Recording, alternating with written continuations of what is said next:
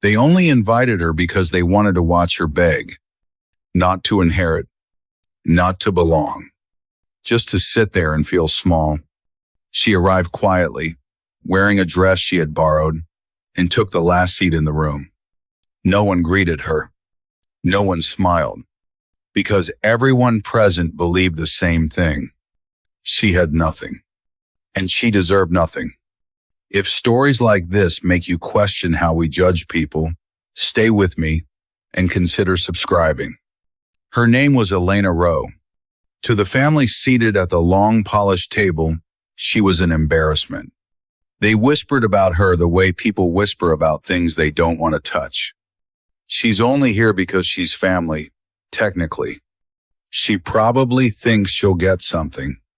Imagine her thinking she belongs in this room. Elena kept her eyes lowered, not because she was ashamed, but because she had learned long ago that silence was safer. She had married into the Rowe family years earlier, back when her husband was alive, back when she still believed love could protect her. Michael Rowe had been different from the rest of them, quieter, kinder. He saw people, not portfolios. When he brought Elena home for the first time, the family smiled, but their eyes calculated. She wasn't from their world. No trust fund, no legacy name, no connections that mattered in the circles they moved through. She was a school teacher. She read books for pleasure. She didn't know which fork to use at formal dinners, and she didn't pretend to. Michael loved that about her. His family tolerated it. Barely. The marriage was small, intimate, the kind of wedding where love mattered more than the guest list. And for a few years, it worked. They built a life that didn't need approval. A modest home. Sunday mornings with coffee and newspapers. Quiet happiness. But then Michael got sick. It started with fatigue, then pain, then appointments that turned into hospitalizations. Elena never left his side. She learned medical terminology, coordinated care, held his hand through treatments that left him weak and quiet. The family visited, but only when it was convenient, only when it looked good. They sent flowers with cards signed by assistants. They asked questions but didn't wait for answers. And when Michael died, 3 years after the diagnosis, they attended the funeral in black designer suits. They hugged Elena. They said the right words. And then they disappeared. Because grief, to them, was inconvenient. And Elena without Michael was irrelevant. After the funeral, the bills came. Medical debt that insurance didn't cover. A mortgage on a house she could no longer afford alone. She reached out to the family once. Just once. Not for money. For guidance. For connection. She was met with polite distance. We're sure you'll figure it out, Elena. Michael would have wanted you to be independent. It's important to stand on your own. They spoke to her the way people speak to problems they hope will solve themselves. So she did. She sold the house, moved into a small apartment across town, took on extra tutoring jobs, lived quietly. And the Rose? They moved on. At family gatherings she was no longer invited to, they spoke about her in past tense. Poor thing. She really struggled after Michael. I heard she's barely getting by. It wasn't concern. It was confirmation. She had always been beneath them, and now everyone could see it. The will reading wasn't meant for her. It was meant for the Rose. A wealthy, well-connected family whose name carried weight in every boardroom in the city. The patriarch Vincent Rowe had died quietly at 87. No scandals. No drama. Just money. A lot of it. Real estate holdings across 3 states. A private equity firm. Art collections. Offshore accounts that even the family didn't fully understand. The invitation list was exclusive. Vincent's 3 surviving children, their spouses, a few grandchildren old enough to care, and Elena. When her name appeared on the list, someone laughed. Why is she invited? The answer came from Vincent's eldest son, Richard. Cold, calculated, because she should see how a real family operates. Let her sit there and watch us inherit what she never could. Someone else chimed in. Maybe she'll finally understand her place. They invited Elena for one reason only, so she could finally see clearly how little she mattered. Someone even joked before she arrived. Let her come. Reality will teach her faster than we ever could. They expected tears, maybe anger, maybe humiliation. They were prepared for everything, except the truth. The lawyer's office was pristine, floor-to-ceiling windows overlooking the city. A conference table so polished you could see your reflection. Leather chairs that didn't creak. The rows arrived early, each one dressed like they were already celebrating. Tailored suits, designer handbags, watches that cost more than most people's cars. They took their seats with the confidence of people who had never been told no. Elena arrived last. She wore a simple navy dress, borrowed from a colleague. Her shoes were practical. Her purse was small. She didn't look around the room, didn't try to make eye contact.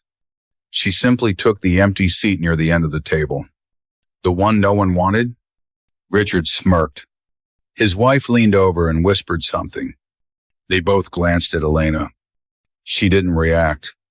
The lawyer entered, gray-haired, calm, unimpressed by wealth. His name was Howard Brennan, and he had been Vincent Rowe's attorney for 30 years. He had seen family wars, ugly disputes, heirs who revealed their worst selves the moment money was mentioned. He wasn't here to judge, just to execute. Everyone straightened in their seats, phones silenced, smiles ready. Elena stayed still. Howard opened the folder slowly, not dramatically, not theatrically, just professionally. He adjusted his glasses, looked around the room, and said, "We will begin with the primary beneficiary." The room leaned forward. Names were expected, percentages, assets divided cleanly among bloodlines. Howard paused, not for effect, but because he knew what was coming. Then he spoke a name no one expected to hear first. Elena Rowe. The silence wasn't polite. It was shocked. Someone laughed accidentally. Another coughed. A chair shifted. Surely this was a mistake. A clerical error. Howard looked up, unbothered. Elena Rowe is the sole executor and majority beneficiary of the estate. The heir left the room. Richard's face went white, then red. That's impossible. His voice was sharp, accusing. She married into the family. She is named explicitly. Howard interrupted. Calm, firm, by Vincent Rowe. In sound mind. Witnessed and notarized. Another voice, shrill and disbelieving. This has to be challenged. There are no grounds, Howard said quietly. The will is ironclad. He turned a page.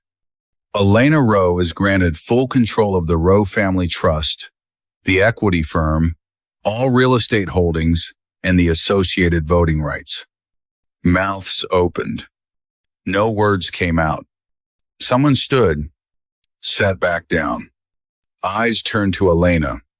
She lifted her head. For the first time that day, her hands didn't shake. Her expression didn't change, because she already knew. Years earlier, when no one was watching, Vincent Rowe had seen her differently. Not as weak, not as desperate, but as steady. It started small. A conversation at Michael's funeral. Vincent had pulled her aside, not to console her, but to ask her a question. What will you do now? She didn't cry, didn't collapse into his arms seeking comfort. She answered honestly, I'll figure it out. He nodded. Something in her tone caught his attention.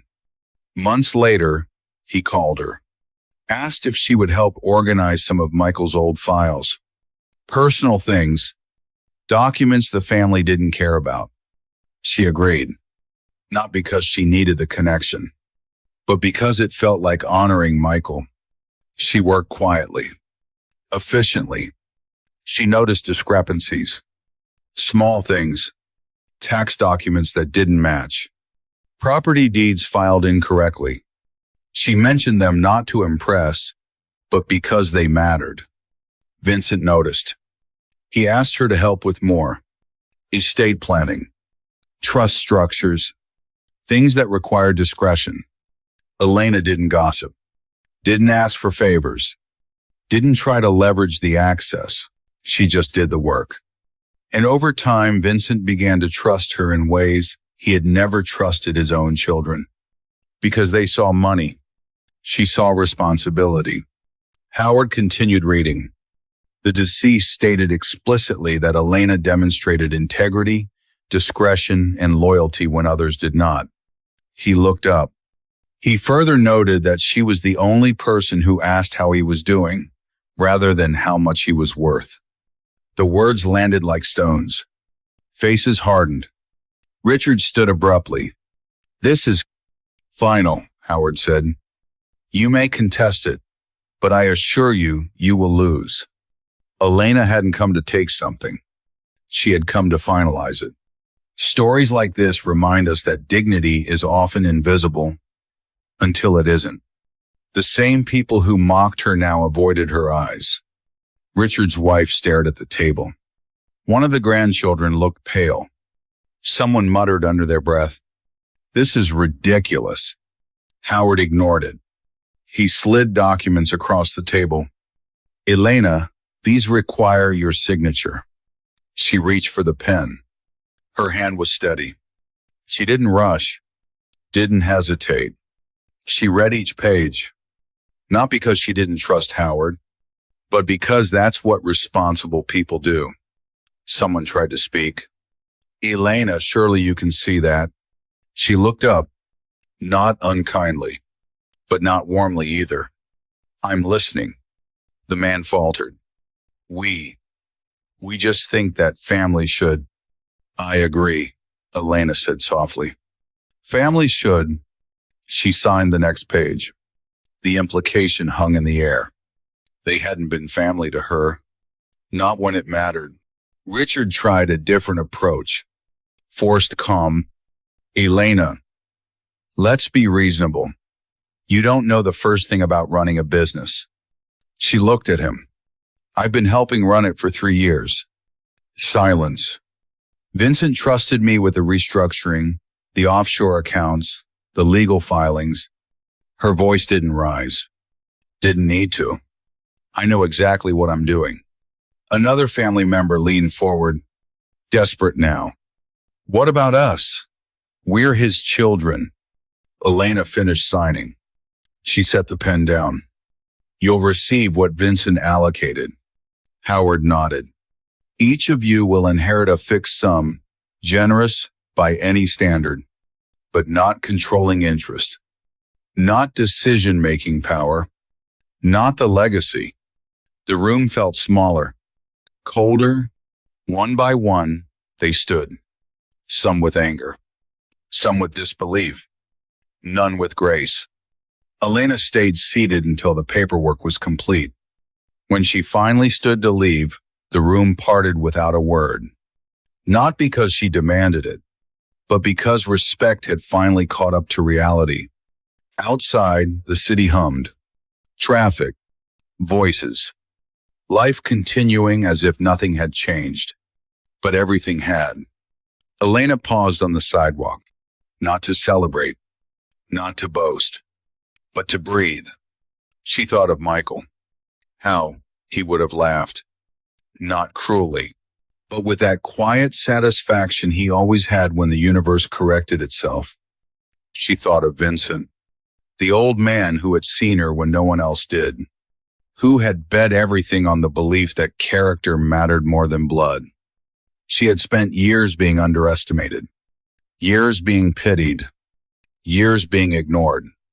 And now, she owned the silence they once used against her. Her phone buzzed. A message from Howard. First board meeting is next Tuesday. They'll test you. Be ready. She smiled. Small. Private. She had been ready for years. The Rows would fight. They would hire lawyers. They would whisper. They would try to paint her as manipulative, opportunistic, undeserving. But the will was clear, and so was the truth. Some people inherit money. Others inherit lessons. And some people inherit both. Elena walked toward her car, head high, not because she had won, but because she had never been playing their game. She had simply been living with integrity. And in the end, that was the only inheritance that mattered. Subscribe for more billionaire stories where patience outlives arrogance and silence speaks the loudest.